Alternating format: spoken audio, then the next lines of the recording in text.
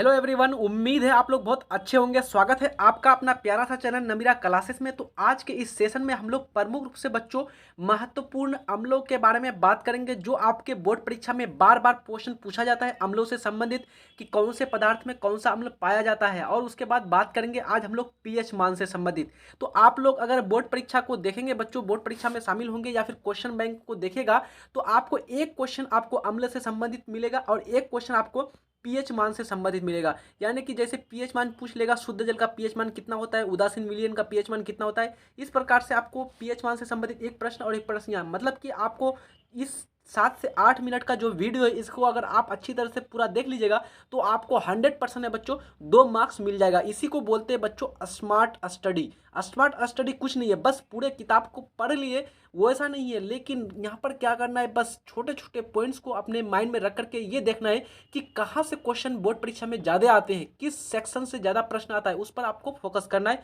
यही होता है बच्चों मेन स्मार्ट स्टडी। ठीक है, तो यहाँ पर आप बात करते हैं, हम लोग पहले बात करेंगे इंपॉर्टेंट अम्ल के बारे में, फिर इसके बाद हम लोग थोड़ा सा पीएच मान से संबंधित कुछ आंकड़ा आपको दे देंगे, जहाँ से आपका कोई भी क्वेश्चन आउट नहीं आएगा, यही इसी के अंदर से आएगा। ठीक है, चलिए पहला है आपका कि सिरिका में कौन सा अम्ल पाया जाता है। आपको बताना है बच्चों सिरिका में, तो सिरिका में जो है प्रमुख रूप से एसिडिक अम्ल पाया जाता है। आपसे मैं रिक्वेस्ट करूंगा बच्चों, जो आपको नहीं आता है या फिर जो आपके लिए नया है, उसको अपना नोट कॉपी में नोट डाउन कर लीजिएगा, और मैं यहाँ पर उतना ही बताऊंगा बच्चों जो आपके बोर्ड परीक्षा के लिए इंपॉर्टेंट है। ठीक है, चलिए अब यहाँ पर आपको 2 बार ये क्वेश्चन पूछा हुआ है कि सिरिका में कौन सा अम्ल पाया जाता है, तो 2 बार आपको ऑलरेडी आया हुआ है, तो हो सकता है कि ये क्वेश्चन आ जाए। उसके बाद आपको एसिटिक अम्ल का सूत्र पूछ सकता है, बस इससे ज्यादा कुछ नहीं होगा बच्चों। ठीक है, तो एसिटिक अम्ल का सूत्र होता है CH3COOH। क्या होता है बच्चों, जल्दी से बोलिए मेरे साथ, CH3COOH। अगर आपको नहीं आता है तो इसको नोट डाउन कर लीजिए। और यहाँ पर आपको एक प्रश्न और बनने की चांस ये है कि CH3COOH जो एसिटिक अम्ल है, इसका आयुपेक नेम क्या होता है। एक होता है साधारण नाम और एक होता है बच्चों आयुपेक नाम। साधारण नाम नाम हो गया आपका एसिटिक अम्ल, और इसका आयुपेक नेम हो गया एथेनोइक अम्ल। क्या हो गया, एथेनोइक अम्ल। नहीं आता है तो लिख लीजिएगा। चलिए दूसरा हम लोग बात करते हैं इमली। इमली में कौन सा अम्ल पाया जाता है, तो इमली में प्रमुख रूप से टार्ट्रिक अम्ल पाया जाता है बच्चों। कौन सा अम्ल, टार्ट्रिक अम्ल पाया जाता है। ठीक है, अब यहाँ पर बात करते हैं कि इमली जो टार्ट्रिक अम्ल पाया जाता है, इसका टार्ट्रिक अम्ल का उपयोग आपको पूछ सकता है। तो टार्ट्रिक अम्ल का उपयोग बेकिंग सोडा के निर्माण में किया जाता है। ठीक है, बेकिंग सोडा के निर्माण में टार्ट्रिक अम्ल का उपयोग किया जाता है। आगे बात करते हैं तीसरा। तीसरा में है आपका दही। ये क्वेश्चन काफी इंपॉर्टेंट है, आपको 2 से 3 बार ये प्रश्न आपको ऑलरेडी आया हुआ है। तो दही में कौन सा अम्ल पाया जाता है, तो दही में मुख्य रूप से बच्चों लैक्टिक अम्ल पाया जाता है। चाहे दही हो या फिर खट्टा दूध हो, खट्टा दूध या फिर दही, दोनों में लैक्टिक अम्ल ही पाया जाता है। क्योंकि बच्चों दही भी खट्टा होता है और खट्टा दूध वो तो 100% खट्टा होगा ही, मतलब कि महक जाता है, खराब हो जाएगा। तो वहां पर क्या है, लैक्टिक अम्ल का निर्माण हो जाता है। तो लैक्टिक अम्ल आप लोग को टिक करके आ जाना है। ठीक है, आपको यहाँ से क्वेश्चन एक और पूछा जाता है बच्चों कि मनुष्य जब दौड़ता है, यानी कि आप लोग रेस करने के लिए जाते हैं, सुबह सुबह दौड़ते हैं, तो दौड़ते हैं, अगर मान लीजिए 100 या मान लीजिए 500 मीटर दौड़ गए, यानी 1 किलोमीटर के बराबर दौड़ गए, तो आप हाँफने लगते हैं, जोर जोर से सांसें लेने लगते हैं। फिर बाद में पता चलता है कि भाई दौड़ने जो गए थे, मेरा पैर में खूब दर्द हो रहा है, हाथ में खूब दर्द हो रहा है, जोड़न में खूब दर्द हो रहा है। तो क्वेश्चन पूछा जाता है कि मनुष्य जब दौड़ता है तो दौड़ने के क्रम में उसके हड्डियों में, उसके जोड़न में कौन सा अम्ल का निर्माण हो जाता है, तो आपको बताना है लैक्टिक अम्ल। कौन सा अम्ल का निर्माण होता है बच्चों, लैक्टिक अम्ल का निर्माण होता है। ठीक है, तो 2 प्रश्न यहाँ से आने की चांस है। एक लैक्टिक अम्ल किस में पाया था, तो दही में। उसके बाद मनुष्य जब दौड़ता है तो कौन सा अम्ल का निर्माण होता है, तो लैक्टिक अम्ल। अगला आपका है संतरा या नींबू। ये क्वेश्चन आपको अभी नहीं आया है, लेकिन हो सकता है कि ये आपको आ जाए। ठीक है, तो आपको याद रखना, ये सिंपल सिंपल है बच्चों। तो संतरा या नींबू में पाया जाता है आपका सिट्रिक अम्ल। कौन सा अम्ल, सिट्रिक अम्ल। 100 से संतरा, 100 से सिट्रिक, या फिर सिट्रिक की जगह कभी कभार इसका नाम साइट्रिक बोला जाता है। ठीक है बच्चों, कोई दिक्कत नहीं है, इंग्लिश हिंदी में लिखा जाता है तो थोड़ा सा अलग आता ही है। ठीक है, तो सिट्रिक अम्ल बोलो या फिर आप साइट्रिक अम्ल बोलो, एक ही बात है, संतरा या फिर नींबू में पाया जाता है। चलिए आगे बात करते हैं टमाटर। टमाटर तो आप लोग खूब खाते होंगे ना, टेस्टी बनाने के लिए सब्जियों को। तो टमाटर में कौन सा अम्ल पाया जाता है, ऑक्सैलिक अम्ल। टमाटर में प्रमुख रूप से बच्चों ऑक्सैलिक अम्ल। तो यहाँ पर आपको ये भी ध्यान रखना है, और ये आपको ऑलरेडी आया हुआ है, टमाटर में कौन सा अम्ल पाया जाता है। ठीक है, चलिए अगला प्रश्न, अगला है आपका अमाशय रस। ये काफी इंपॉर्टेंट, ये भी अमाशय रस। अमाशय रस यानी कि हमारे पेटों में बच्चों अमाशय क्या करती है, वहाँ पर आपका एक प्रकार का अम्ल का उत्पादन करता है बच्चों, उत्पन्न करता है, जो क्या करती है बच्चों, हमारे शरीर को बैलेंस करती है, संतुलित रखती है। तो यहाँ पर प्रमुख रूप से यानी कि भोजन के पाचन के लिए, तो यहाँ पर वो जो अम्ल है वो है आपका हाइड्रोक्लोरिक अम्ल, हाइड्रोक्लोरिक एसिड। अब यहाँ पर आपको सीधा सीधा सूत्र पूछ सकता है, तो आपको अगर सूत्र पूछेगा कि हाइड्रोक्लोरिक अम्ल का सूत्र क्या होता है, तो आपको बताना है HCl, HCl। ठीक है बच्चों, आमाशय रस हो गया। अगला है आपका, यहाँ से आपको और एक प्रश्न यहाँ से बन सकता है कि जब हाइड्रोक्लोरिक अम्ल हमारे पेट में ज़्यादा हो जाते हैं तो इसके लिए कौन सा गोली, कौन सा टेबलेट खाते हैं, तो आपको बताना है एंटासिड। क्या खाते हैं बच्चों, एंटासिड का टिकिया लेते हैं। डॉक्टर लोग हम लोग को बताते हैं कि बच्चों जब आपके पेट में क्या हो गया है, गैस हो गया है, आप सवेरे सवेरे खाली पेट एंटासिड यानी एसी लोग या फिर अन्य तरह के गैस के टेबलेट देते हैं, जिससे क्या हो, जो गैस की वजह से जो हमारे पेट में दर्द होती है या फिर जलन होती है वो क्या हो जाता है, समाप्त हो जाए। या फिर एंटासिड की जगह कौन सा खाते हैं बच्चों हम लोग, milk of magnesia, milk of magnesia खाते हैं, MgOH का होल 2, मिल्क ऑफ मैग्नीशिया का हम लोग क्या करते हैं, सेवन करते हैं। या तो यहाँ पर हमारा वो जो गैस होता है वो हमारा पेट का वो समाप्त हो जाता है।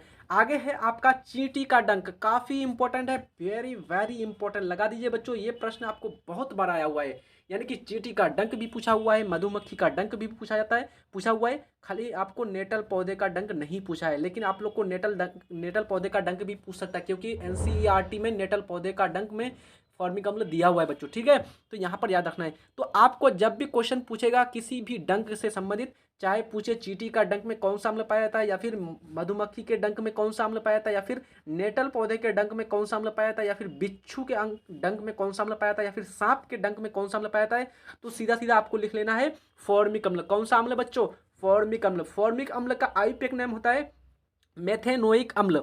इसका आयुर्वेदिक नाम क्या होता है, मेथेनोइक अम्ल। ज़्यादातर आपको मेथेनोइक अम्ल ही देगा, यानी कि चींटी का डंक में कौन सा अम्ल पाया था, और उसमें 4 ऑप्शन में आपको मेथेनोइक अम्ल ज़्यादातर देता है बच्चों, आपको फॉर्मिक अम्ल नहीं देता है, क्योंकि फॉर्मिक अम्ल सबको जानता है, इसका साधारण नाम है। ठीक है, अगर आपको पूछ ले कि चींटी के डंक से जो प्रमुख रूप से अम्ल वहाँ पर उत्पन्न करता है उसका सूत्र क्या होगा, तो उसका सूत्र होता है बच्चों HCOOH, मैथेनोइक अम्ल। कार्बन की मात्रा कितनी है, कार्बन कितने परमाणु है, 1 परमाणु है। ठीक है, तो ध्यान रखिएगा HCOOH, ये हो गया सूत्र आपका। फॉर्मिक अम्ल बोलिए या फिर मैथेनोइक अम्ल बोलिए, किसमें, तो चींटी का डंक, मधुमक्खी का डंक, नेटल पौधे का डंक, सांप का डंक या बिच्छू का डंक। ठीक है, आगे बात करते हैं चाय। चाय में कौन सा अम्ल पाया जाता है, हम लोग हर रोज सुबह और शाम में, है ना, ये तो रिवाज है भारत का प्रमुख रूप से बच्चों।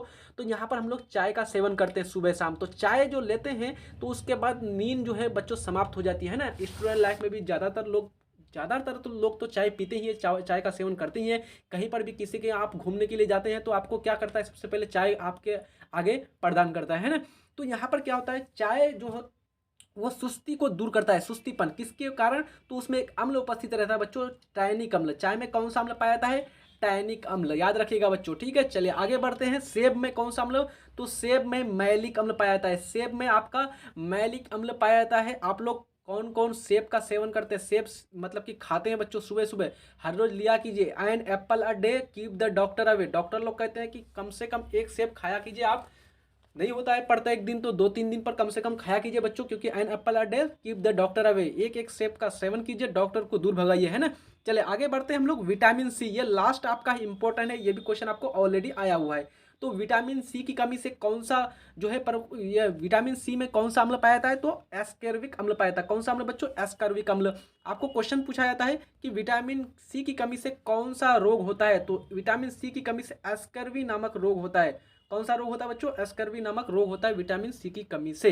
तो यहाँ पर ये सारे इंपॉर्टेंट आप लोग जो है, जहाँ पर जो प्रश्न जो आपको नहीं आ रहा था उसको आप लोग आई थिंक नोट डाउन कर लिए होंगे, और सारा चीज़ आप लोग को समझ में आ गया होगा, कहीं पर भी किसी प्रकार की समस्या नहीं रही होगी। ठीक है, आगे बढ़ते हैं, आगे बात करते हैं अगला पीएच मान से संबंधित। ठीक है बच्चों, तो पीएच मान, इसमें प्रमुख रूप से बात करते हैं, क्वेश्चन पूछा जाता है सीधा सीधा कि 7 से कम, यानी कि वैसा विलयन जिसका पीएच मान 7 से कम हो तो वो कैसा होगा, अम्लीय होगा, क्षारीय होगा या फिर उदासीन होगा। तो यहाँ पर मैं आपको बता दूं बच्चों इस प्रकार से कि अम्लीय विलयन का जो पीएच मान होता है वो सीधा सीधा क्या होता है बच्चों, 7 से कम। जब भी 7 से कम हो पीएच मान तो आपको बता देना है सीधा अम्ल, जब 7 के बराबर हो तो आपको बता देना है वो उदासीन विलयन होगा, और जब 7 से अधिक और 14 के बराबर, 14 7 से लेकर 14 के बीच हो तो उसको बोलेंगे हम लोग क्षारीय विलयन। ठीक है बच्चों, काफ़ी आपको बार बार पूछा जाता है। यहाँ पर आपको उदासीन विलयन में पूछा जाता है शुद्ध जल का पीएच मान कितना होता है, शुद्ध जल का पीएच मान, तो शुद्ध जल उदासीन है इसलिए इसका पीएच मान 7 होगा। अगर सोडियम क्लोराइड यानी कि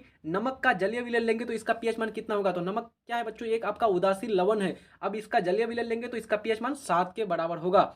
ठीक है, समझ में आ गया। अब देखिए यहाँ पर मैं लिख दिया हूँ कि 7 से कम, 7 से कम कुछ भी हो सकता है, 0 1 2 3 4 5 6 7, या फिर यहाँ पर 6.999 इस प्रकार से चलता जाएगा। जैसे ही 7 के बराबर आएगा वो हो जाएगा उदासीन विलयन।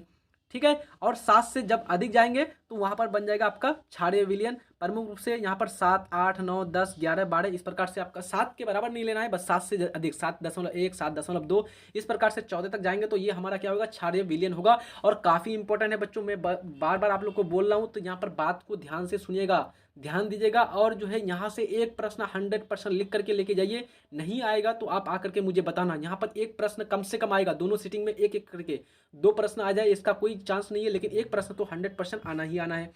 आगे है आपका जठर रस। जठर रस में कौन सा यानी कि कितना उसका पीएच मान होता है, तो जठर रस का पीएच मान होता है वह 1.2। ठीक है, ये हो गया 1.2।